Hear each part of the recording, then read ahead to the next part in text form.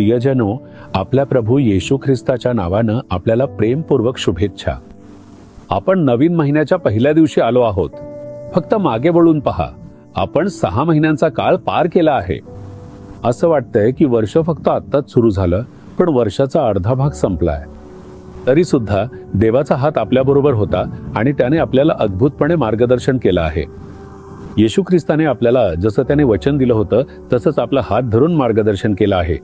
त्यासाठी आपण प्रभूच्या नावाला धन्यवाद द्या आणि स्तुती करा. कारण या वर्षाची सुरुवात पाहणारे अनेक जण आज हयात नाहीयेत. तरी सुद्धा प्रभूने आपल्यावर कृपा करून आपली रक्षा केली, आपल्याला टिकवून ठेवलं आणि मार्गदर्शन केलं. त्यामुळे आपण त्याचे आभार मानणे आणि स्तुती करणं आपलं कर्तव्य आहे. या महिन्याचं वचन सांगण्याआधी आणि तुमच्यासाठी प्रार्थना करण्याआधी हे ठिकाण पाहताय का? तुम्हाला आश्चर्य वाटतंय का की हे सुंदर ठिकाण कुठे आहे? हे स्वीडन आहे, युरोप खंडातील एक देश. हा देश खूपच नयनरम्य आहे. स्वीडनमध्ये गुटेनबर्ग नावाचं एक शहर आहे.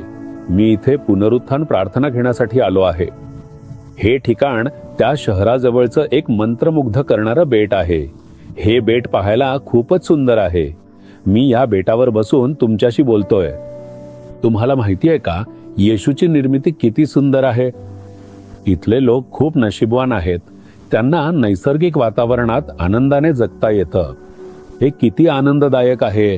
प्रभू येशू तुमच्यावर प्रेम करतो आणि तुमची काळजी घेतो.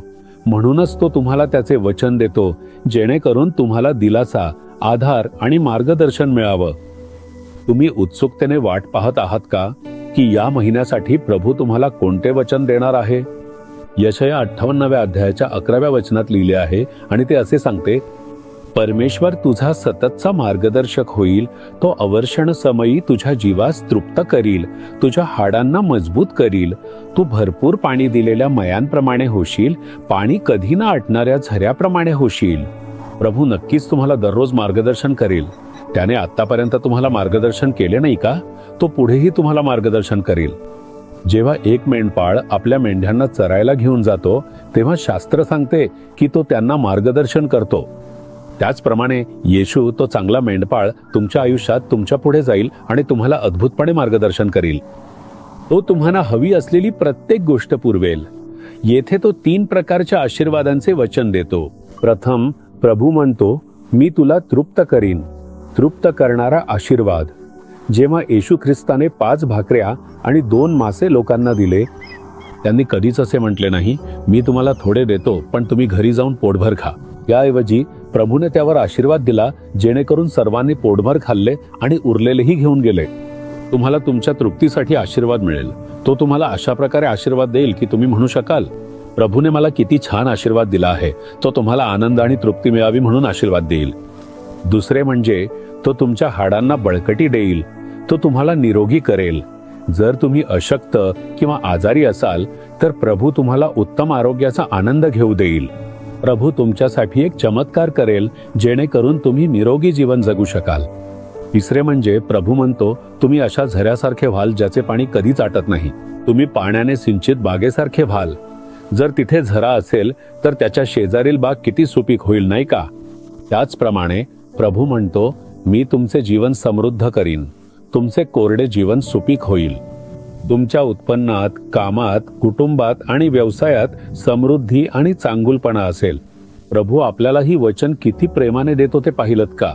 आपल्याला हे आशीर्वाद देण्यासाठी त्याने स्वतःला क्रुसावर बलिदान दिलं. आपल्यासाठीच त्याने स्वतःला क्रुसावर जखमी, मारहाण आणि दुखापत होण्यासाठी समर्पित केलं.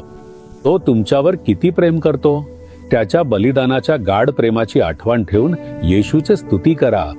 हे वचन माझं आहे, तू मला नेहमी मार्गदर्शन करशील. प्रभू, तू माझ्या आयुष्यात समाधानकारक आशीर्वाद देशील. माझं शरीर निरोगी राहील. तू माझ्यासाठी समृद्धीची आज्ञा करशील, यावर मी विश्वास ठेवतो. मी यावर विश्वास ठेवतो. अशा प्रकारे प्रार्थना करा आणि पहा, आजपासूनच तुमच्या आयुष्यात आशीर्वाद मिळेल. चला प्रार्थना करूया. तुमचा हात छातीवर ठेवा. पिता, तुझ्या मुलांना दिलेल्या वचनाबद्दल तुझे आभार. जसं तू वचन दिलं आहेस तसंच त्यांना दररोज अद्भुतपणे मार्गदर्शन कर. प्रभू, या मुलांच्या आयुष्यात परिपूर्ण आशीर्वाद होऊ दे, जेणेकरून ते म्हणू शकतील, प्रभूने मला पूर्णपणे उत्तम प्रकारे आशीर्वाद दिला आहे. त्यांना उत्तम आरोग्याचा आनंद घेऊ दे. ख्रिस्त येशूच्या नावाने सर्व आजार आत्ताच नाहीसे होऊ देत. त्यांना पूर्णपणे बरे होऊ दे. तू असं म्हटलंयस की तू त्यांना पाण्याने भरलेल्या बागेसारखे आणि ज्याचं पाणी कधीच आटत नाही अशा झऱ्यासारखे आशीर्वादित करशील. त्यांना समृद्धी आणि चांगुलपण देऊन आनंदी कर. त्यांच्या सर्व गरजा पूर्ण करून त्यांना आनंदी आणि समाधानी कर. हा आशीर्वाद आजपासून आणि सदैव त्यांच्यावर राहू दे. पिता, आम्ही हे येशू ख्रिस्ताच्या नावाने प्रार्थना करतो. आमेन. आमेन. जीसस रिडीम्ड मराठी ह्या यूट्यूब चॅनेलला सबस्क्राईब करा. सबस्क्राईब बटनावर क्लिक करा आणि बेल चिन्हावरही क्लिक करा. दररोजच्या नवीन कार्यक्रमांची माहिती मिळवा.